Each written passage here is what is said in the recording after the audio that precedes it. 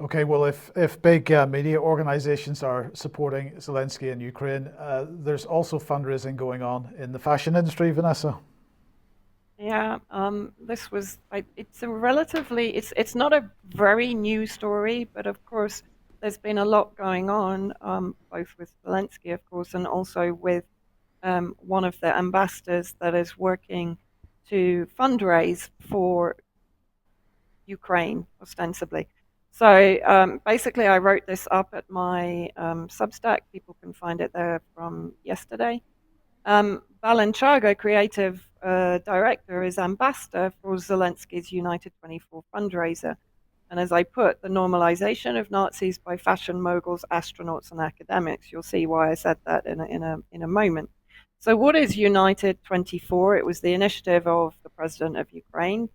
Unfortunately, he hasn't changed his clothes since February 2022, but he established it back in February, March to raise more funds, despite the billions that he's getting from the States and the EU and the UK.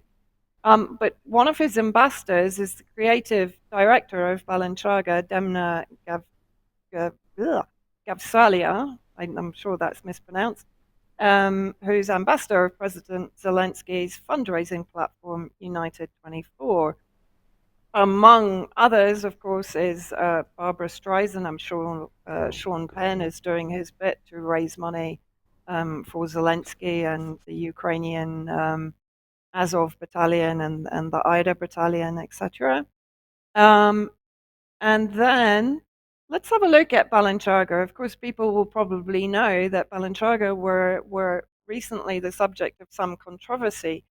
This is a headline in just one article talking about it. It was inappropriate. Balenciaga's creative director breaks the silence amid ad campaign controversy.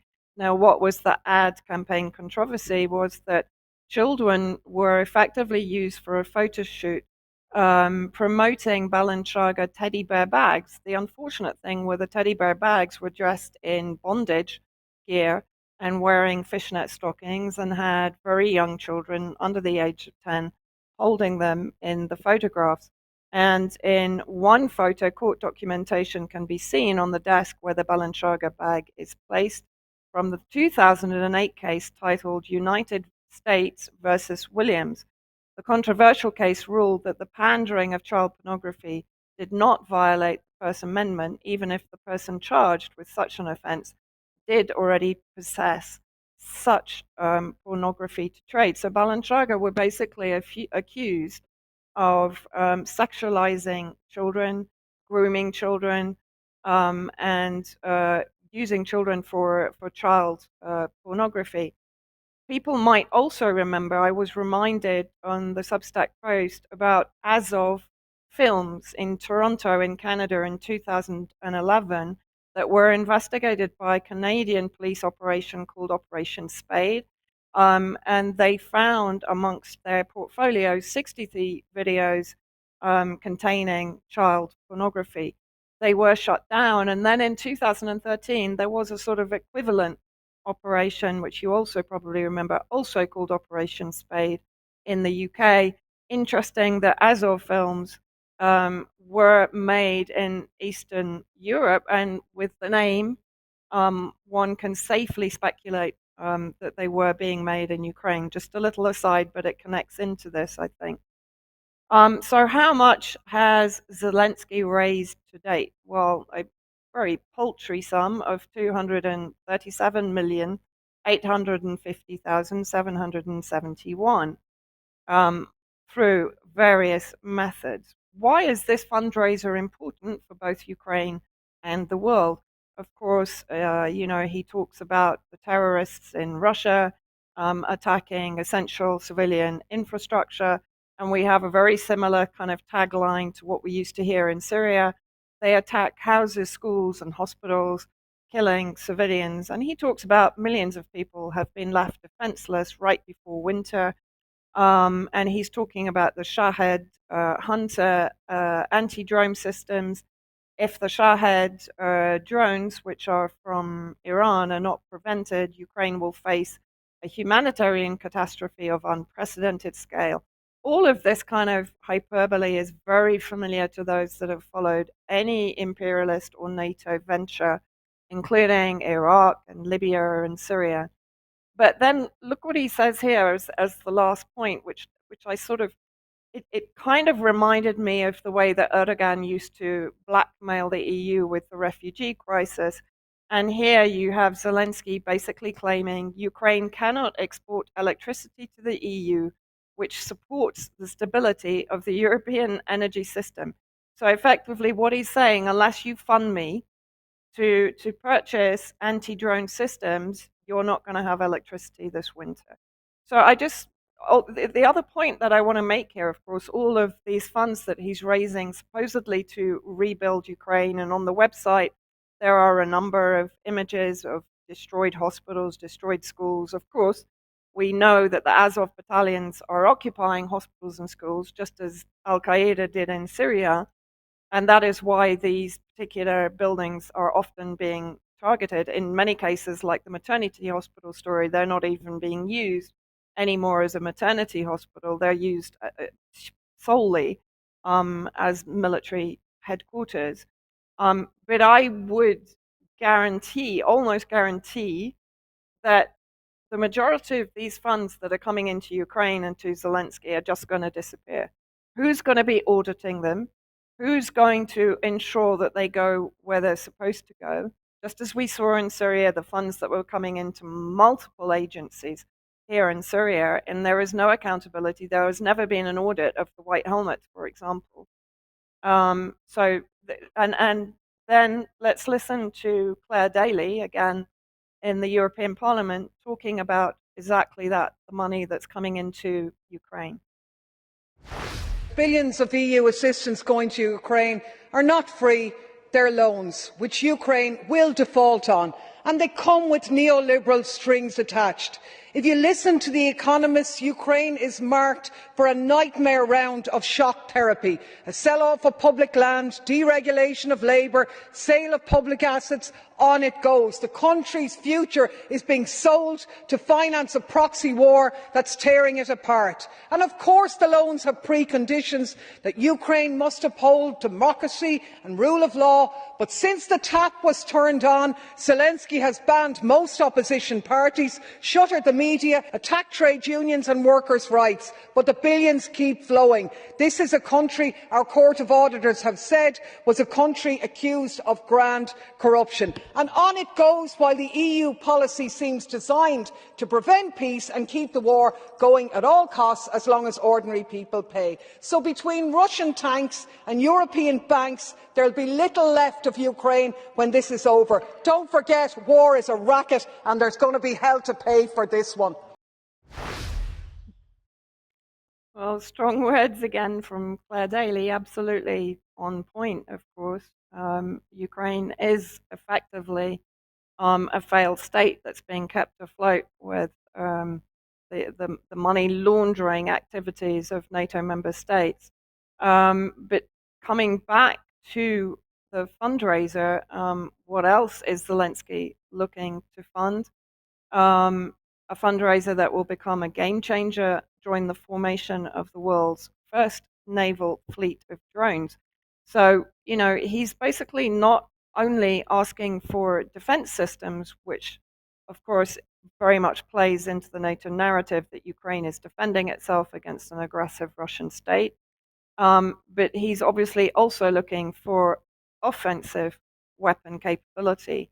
Let's see what else he's advertising to raise money. This is Azov style. It's an Azov style bracelet, a symbol of perseverance.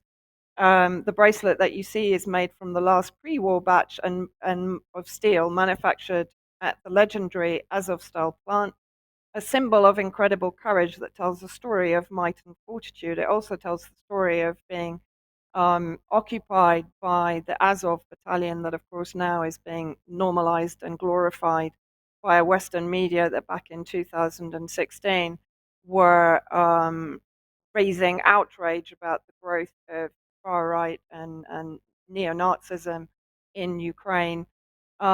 Extraordinary to kind of see this complete reversal or inversion of reality. Of course, Mariupol is predominantly also pro-Russian.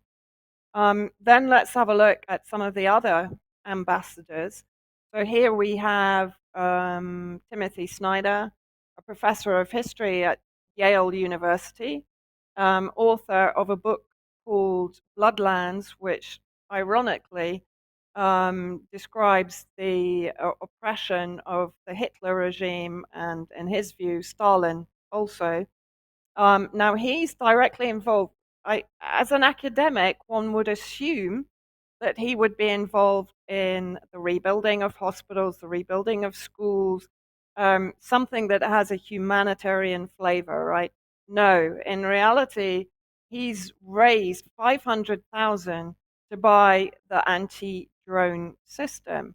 Why does this academic consider that that is not a breach of academic ethics? He says, I'm a historian and a scholar, and in the long run, I want to be raising money to rebuild libraries, schools, and universities. But right now, we have to do what is more urgent, which is to raise money to help Ukraine defend itself from murderous drones. Extraordinary. Who else is involved as an ambassador? Astronaut Scott Kelly, who came to Ukraine, saw with his own eyes, this is taken from the website, how the doctors of the Madyit Children's Hospital work in the dark. In addition, Kelly visited Bucha and Irpin, met with Ukrainian pilots, and starred in a video supporting Ukrainian doctors. Then you have famous Canadian philanthropist James Temety transferred $1 million to the fund. So, what does this remind you of? These celebrities and academics getting involved in a war that, in reality, the U.S. is officially not involved in. You have an academic raising money for defense systems, military defense systems, in a foreign nation, whereas I say the US is ostensibly not directly involved. Of course, we know that that isn't true. But let's look again at the 10 principles of war propaganda from Belgian historian Anne Morelli. And we see right there at number 8, recognized intellectuals and artists support our cause. It's the NATO imperialist playbook time and again, and these 10 principles can apply to every single operation again in Iraq, in Libya, in Syria, in Yugoslavia, and now in Ukraine. Right, thank you very much for that, Vanessa. And I just very briefly, if we could, let's just talk about SOF. Yeah, I mean, this is extraordinary. I picked up on this actually this morning. On a Facebook friend had posted one of the images from this account. This is on their Instagram channel. So this is a Ukrainian fashion outlet called SOF Ukraine that are selling T-shirts and sweatshirts that are absolutely horrific. This is one of them, Russian baby for breakfast, with a baby being boiled in the pan there. If you look at the next one, Dad is Calling. Who is Dad? Stepan Bandera, of course, genocidal mass murderer, carried out numerous pogroms against Jews and communists. And here you have T-shirts and sweatshirts extolling his virtues. And here, again, this sort of links into the whole Balenciaga fiasco also, because here you have a very young girl wearing a T-shirt with what that is, a cat, carrying a submachine gun. I'm not sure what make it is. And on the right, you have again images of violence. The babush, is it the babushka dolls? Being exploded. I mean, just extraordinary that this stuff is openly being sold, and you can find similar on Amazon. You similar of the most popular kind of media and mail order websites, and yet nobody is shutting it down. And yet, we have our Patreon accounts shut down for agreeing with scientific assessment of the dangers of vaccines. It's just, I mean, it's unbelievable. Yeah. Okay. Well, Brilliant. Thank you for that, Vanessa.